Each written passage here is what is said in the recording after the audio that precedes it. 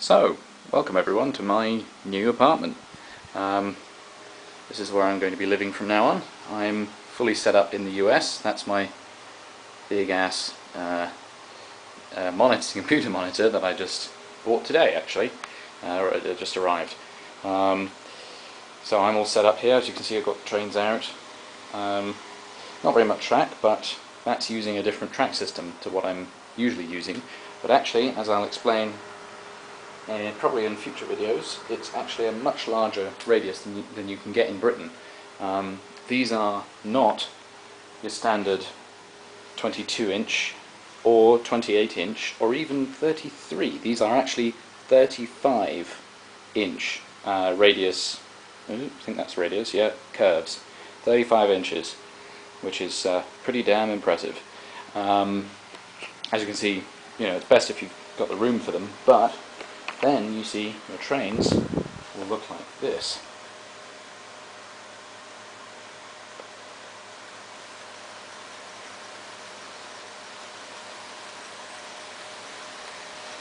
Really smooth going around those curves there.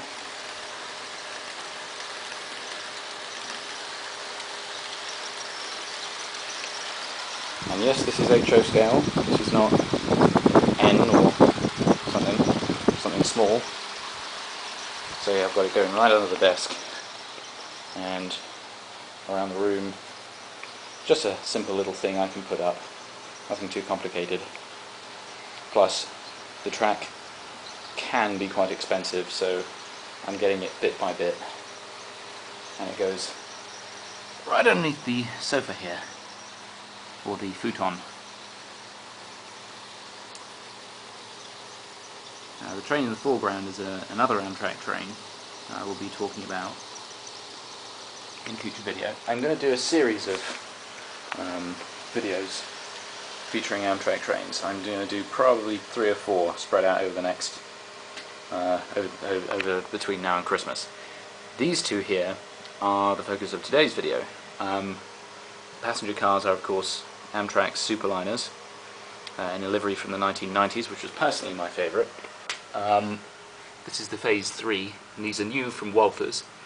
That is filling in for a Rapido baggage car, which unfortunately has a bit of a problem and shorts out the track. So, I will get these onto the desk and we'll talk about them a bit more.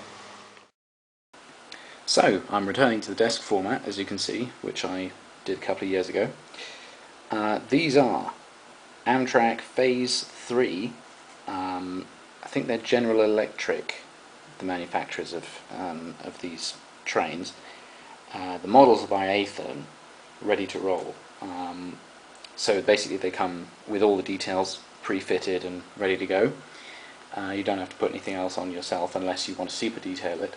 But the real life counterparts were built by General Electric. I think they're Genesis types, although there's a number of different types. Some of them have third rail pickup because they need it for going into Penn Station in New York. So yeah, I bought these last year, I think around sort of April-ish time, because the dollar was quite low against the pound. So I think I ended up getting them, let me see, I think I paid about $100 for the 2 of them, but they came from different sellers. So I think that's roughly, I think you knock about a third off, so it was about 60 to 70 pounds for this pair of very nice locomotives. Anyway, these were built as the replacements for the F40s.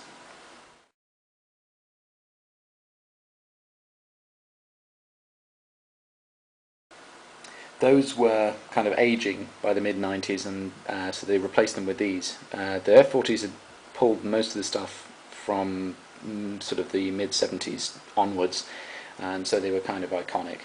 And it was a shame to see them go, but yeah, they replaced them with these, which I quite like as locomotives in their own right. They still exist today. They don't look quite like this. They've had a number of different paint schemes. Pretty much as soon as they ordered them, actually, they started doing a lot of repainting into Phase 4. This is Phase 3, so you have the red, white and blue stripes along the side.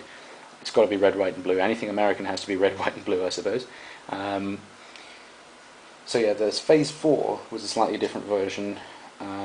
Phase 5 is the Acela one, where basically it has blue coming all over the top and around the front, which I think is a very nice livery. It's just a shame they never really did anything with the Superliners in the same way. Might have been interesting to see what they might have done with them. Not with like splodges, but anyway, you know. So yeah, first of all, I think I'm going to draw attention to the really exquisite amount of detail, particularly on the front of these locomotives. They are different numbers, and I think Athearn are bringing out a whole new line of locomotives in time for Christmas, which ought to be fun. So first of all, let's just get it right close up. You can just about make out, look at the crispness of the paint there, and there's even a little GE Builders plate just above the front wheel, and that big F, which by the way I think is a congressional, I think that was an actual bill that they had to put through Congress because they needed to put by law where the front of every engine was. Going around to the front, yeah, I love the little wing mirrors just here. You can get a real impression of the sort of heavily detailed nature of these models. The headlights and so on. This is a great improvement of the older models that I remember from. I think I had one of these when I was about 6 or 7, which didn't come with all these little bits installed on the front ahead of time, and you had to put them on yourself, and I made rather a hash job of it, which was a shame. But anyway, we've got these painted little caps there, little red caps. I think the paint scheme looks very nice right down at the front. These two lights in the middle light up. You can fit it so that these light up red if you like, and you can have it on a sort of automated thing. You can do a whole lot of customization work to these. These are standard DC at the moment. This I'm not sure what it is. I think it might be a radio antenna or something. Lots of nice little bits of detail on the top. There's these little plates which have something to do with how you're supposed to lift bits off the top, I think. That's obviously the horns. Then going further along, got the Amtrak logo. See just how nicely the paint is applied there. This stripe is just absolutely flawless. Look at that. Look how it shines in the light. Just beautiful. I think the white on this is reflective so that you can see it better during the night. There we are. There's the grills at the side. All the handrails installed for you and painted white. There's the top exhaust, and then there's the fan. That's a piece of etched metal, which is a really nice touch. And then at the back we've got numbers and more lovely detail, very crisply done. So all in all, there's a very nice amount of detail. And standing back, I think these were described at one point. I think there was a lot of negative reaction to them. I seem to remember that the designer of these locomotives got actual hate mail from people. Why? It's just an engine. What's the deal? I don't understand why you give somebody hate mail for designing a locomotive that you didn't like. But yeah, it was kind of described as being, this isn't the locomotive, this is the box it came in. I can kind of see their point. It is very sort of square and so on, but I think it looks quite futuristic and modern. And certainly it's stood the test of time. They don't tend to have that many mechanical failures. I think they're very reliable. And obviously you can imagine that they're very good visibility at the front. So I think that's all there is to say about these right now. Apart from the fact that for the 40th birthday they've been repainting these into a bunch of special heritage schemes. So there's one at the moment going around that looks roughly like this except with a black front, and there's one which has a red front for phase 1 and the headless arrow at the side. There's one for phase 2 and I can't remember what that one is, and there's one for phase 4 as well. So they've got all 5 paint schemes running around the system.